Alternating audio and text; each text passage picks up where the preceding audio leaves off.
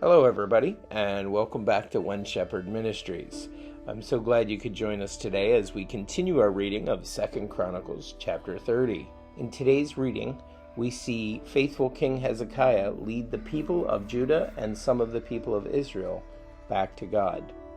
Don't forget to hit that subscribe button below if you haven't already done so. That way you make sure you don't miss out on any of our future readings or videos. Let's go ahead and get started.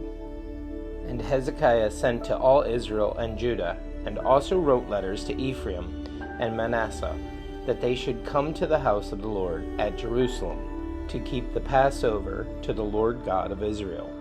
For the king and his leaders and all the assembly in Jerusalem had agreed to keep the Passover in the second month. For they could not keep it at the regular time, because a sufficient number of priests had not consecrated themselves, nor had the people gathered together at Jerusalem. And the matter pleased the king and all the assembly. So they resolved to make a proclamation throughout all Israel, from Beersheba to Dan, that they should come to keep the Passover to the Lord God of Israel at Jerusalem, since they had not done it for a long time in the prescribed manner. We have a word study. The word is Passover. The Hebrew word is Pesach. Strong's Concordance number 6453. The name Passover is derived from the Hebrew word meaning to pass or to leap over. The festival was named in this way because it commemorated the time when God spared the firstborn of the Israelites, who sprinkled the blood from the Passover lamb on their doorposts. The Lord passed over the families so designated, not visiting their households with death, Exodus 12, so that the Israelites would not forget God's mercy on them. The law of Moses prescribed in detail the ritual for commemorating the Passover. See Leviticus 23, 5-8, Numbers 28, 16-25, and Deuteronomy 16, 1-8. King Hezekiah's great Passover signaled spiritual renewal in Judah, including the removal of all sin and impurity. 30:14. Joyful praise for God's pardon. 30:21 and 22.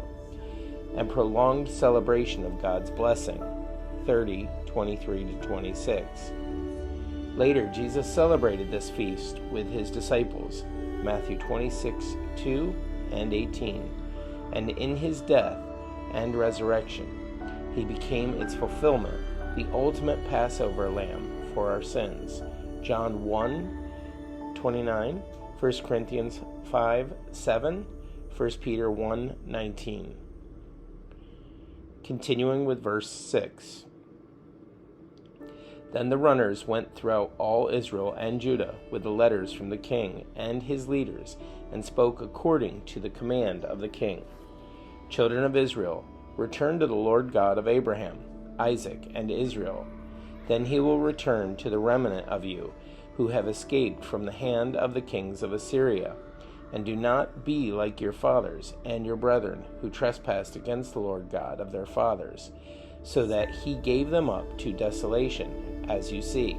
Now do not be stiff-necked, as your fathers were, but yield yourselves to the Lord, and enter his sanctuary, which he has sanctified forever, and serve the Lord your God, that the fierceness of his wrath may turn away from you. For if you return to the Lord, your brethren and your children will be treated with compassion by those who lead them captive, so that they may come back to this land. For the Lord your God is gracious and merciful, and will not turn his face from you if you return to him. So the runners passed from city to city, through the country of Ephraim and Manasseh, as far as Zebulun, but they laughed at them and mocked them. Nevertheless, some from Asher, Manasseh, and Zebulun humbled themselves and came to Jerusalem.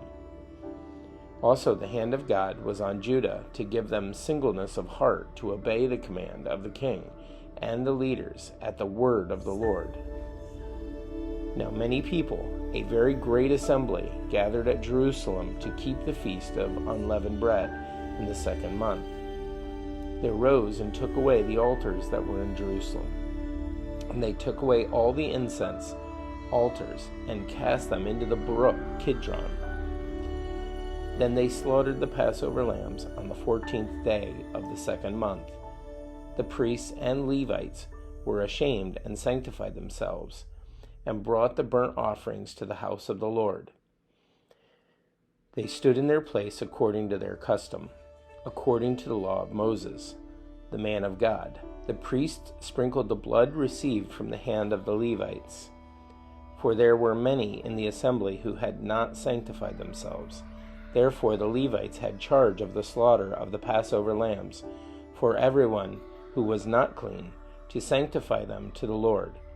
For a multitude of the people, many from Ephraim, Manasseh, Issachar, and Zebulun, had not cleansed themselves, yet they ate the Passover, contrary to what was written. But Hezekiah prayed for them, saying, May the good Lord provide atonement for everyone who prepares his heart to seek God, the Lord God of his fathers, though he is not cleansed according to the purification of the sanctuary. And the Lord listened to Hezekiah and healed the people. So the children of Israel who were present at Jerusalem kept the feast of unleavened bread 7 days with great gladness, and the Levites and the priests praised the Lord day by day, singing to the Lord, accompanied by loud instruments. And Hezekiah gave encouragement to all the Levites who taught the good knowledge of the Lord. And they ate throughout the feast 7 days, offering peace offerings and making confession to the Lord God of their fathers. Then the whole assembly agreed to keep the feast another 7 days, and they kept it another 7 days with gladness. For Hezekiah, king of Judah, gave the assembly 1,000 bulls and 7,000 sheep. And the leaders gave to the assembly 1,000 bulls and 10,000 sheep, and a great number of priests sanctified themselves. The whole assembly of Judah rejoiced. Also the priests and Levites, all the assembly that came from Israel, the sojourners who came from the land of Israel, and those who dwelt in Judah. So there was great joy in Jerusalem. From since the time of Solomon, the son of David, king of Israel, there had been nothing like this in Jerusalem.